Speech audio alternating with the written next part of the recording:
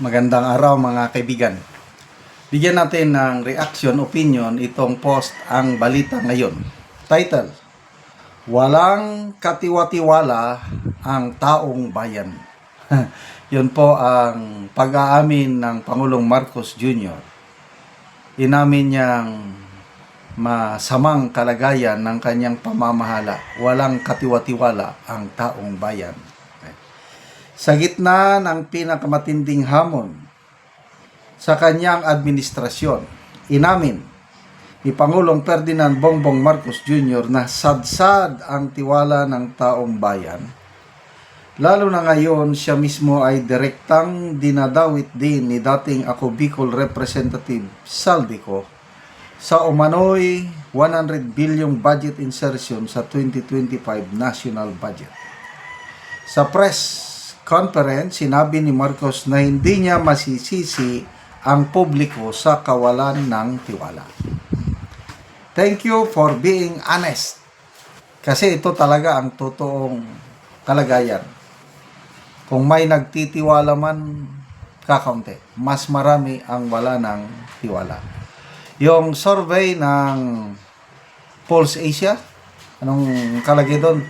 97% ng Pilipino naniniwala na napakatalamak ang korupsyon sa administrasyong Marcos. Grabe. Ito ang sabi niya. Walang katiwa-tiwala ngayon ng taong bayan, hindi ko naman sila masisisi. Wala silang tiwala sa sistema ngayon.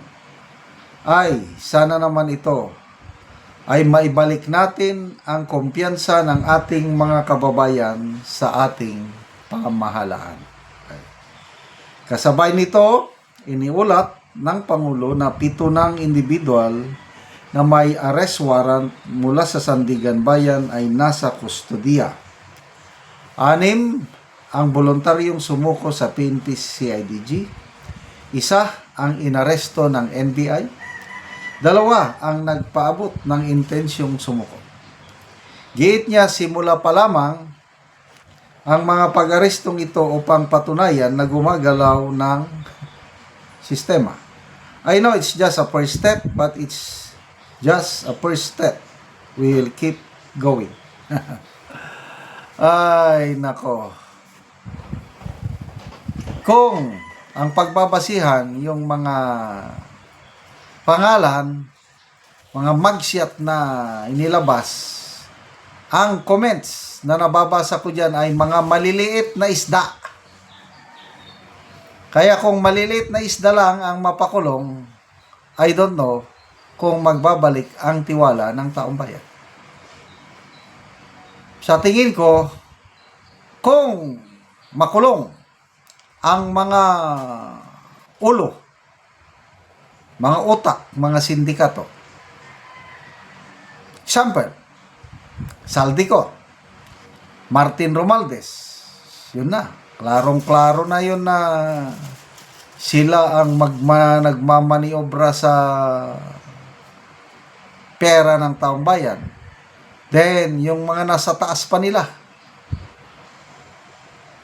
Plus, iba pang mga mambabatas.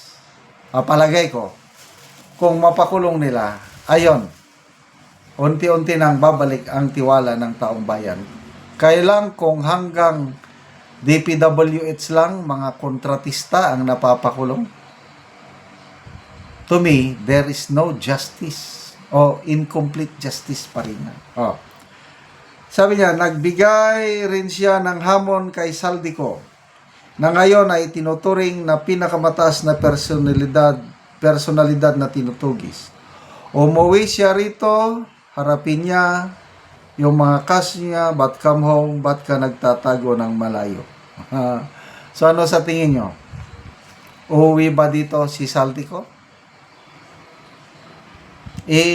Kung sasagot lang si Saldico, baka ang sagot niya, in your dreams. Come on, get me. So yan ang matinding hamon ngayon. Pag mahuli ng gobyerno Isaldikot mapakulong. Yan na. Kung sa larong baseball or softball, first base na yan. So, dapat dagdagan. Huwag lang si Saldico. Dahil hindi naman lang siyang, alam naman ng taong bayan kung sino yung mga utak. Kanina, sa pasabog ni Saldico, maliban sa sinasabi niya ang Pangulo at ang pinsan niyang dating Speaker Martin Romualdez, ang mga nag-uutos sa kanya na gawin yung mga ginagawa niyang panloloko sa budget, pagnanakaw ng pera ng taong bayan, idinawit na rin niya ang anak ng Pangulo, Congressman Sandro Marcos, at klaro yung mga nilabas niyang resibo, yung mga budget insertion ni Congressman Sandro Marcos for 2025 budget. At sa nabasa kong mga comments sa kanyang post, halos karamihan naniniwala sa pangyayaring ito na may budget insertion si Congressman Sandro Marcos. Okay. Kaya pala, nakakapagtaka, itong ICI, bakit ayaw nilang puntahan ang Ilocos Norte para imbestigahan? Inuuna pa nila ng Davao City na inimbestigahan mga flood control na Merisi, Gaba, dahil wala naman silang nakitang depekto sa mga flood control project sa Davao City. Ang Ilocos Norte, nagpunta na ba si Secretary Vince Dizon? I don't think so. Si General Azurin lang ang nagsabi na 4 na project nakita namin doon. Wala namang ghost project. Hanggang ganun lang. Maniwala ba tayo kay General Azurin? Ganun lang, isang statement lang. Ako, hindi ako maniwala. Yung klaro ba na investigasyon para magbalik ang tiwala ng taong bayan? Hindi lang Ilocos Norte. Leyte. Yung lugar ni Martin Romualdez. Bakit hindi nila puntahan na imbestigahan? Pagtotohanan ng investigasyon ng ICI sa Ilocos Norte and Leyte, yan, baka babalik na ang tiwala ng taong bayan. Sa ngayon, wala pa. 0. Kung sa larong softball or baseball, hindi pa naka-first base ang administrasyong ito sa pagbalik ng tiwala ng taong bayan. Yan po ang aking opinion, pananaw. So, abangan natin ang susunod na kabanata ni Saldico. Part 6. Baka mamayang hapon o bukas nandyan na. Ang dami ang nagre-request. Ito, may nabasa akong post ni Kipi Chu. Saldico, galitin mo pa ang taong bayan. Kasi ngayon, dumarami na ang nagagalit. Kasi marami ang naniniwala sa pinapayag ni Saldico. Kasi insider siya galing siya sa loob. Kasi dahil naunang nagsalita si Gutesa. Nung nagsalita si Gutesa, marami nang naniwala.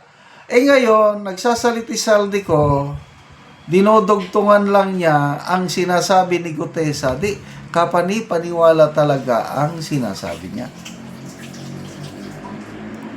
So, sunod na pasabog. Ito ang popular request. Saldico, sabihin mo na magkano ang tinanggap ng mga kongresista na pumirma sa impeachment case ni VP Sara. ako na matagal ko nang inaasahan yan. Kailang baka hindi pa sa ngayon. Ang kanyang video is by episode. Episode 1, may 3 parts. Episode 2 pa lang tayo, another 3 parts. Paka episode 4, 5, or 6, yan. Malalaman na natin yung magkano ang mga natanggap ng mga kongresista na pumirma sa impeachment ni VP Sara. Kaya, kinakabahan na yung mga pumirma. Although kikita mo sa list of 51 corrupt officials na pinangalanan niya, may mga kongresista nang nakalagay doon. Siguro, huwag kayong mainip, hintay-hintay lang, hantay-hantay lang. Okay, salamat mga kaibigan sa inyong pagsubaybay sa ating channel. Ang income natin sa channel na ito is pantulong po sa tribo. Namimigay tayo ng mga libreng yero at pako para makapagpatayo ang tribo ng mas maayos na tirahan, at saka namimigay tayo ng livelihood assistance. Nagpapatanim ng saging lakatan at Arabica coffee.